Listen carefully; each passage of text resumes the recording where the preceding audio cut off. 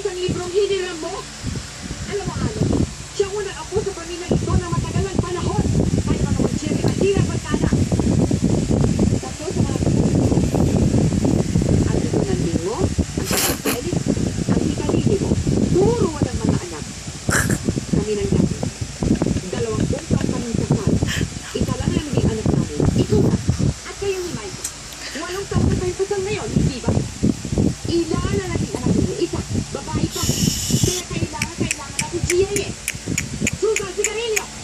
Makakuminto ang dami ng tubo ng mga mag-check. Alam ko na yan. Alex, hanggang ngayon ba naman hindi mo naintindihan ang ibig kong sabihin? Sino ang mamamana ng lahat ng negosyo pinundan ng dati mo? Alam mo. Mahal na mahal na siya. Ma, mahal niyo ba talaga si Yeye? O gusto niyo lang saktan si Malta?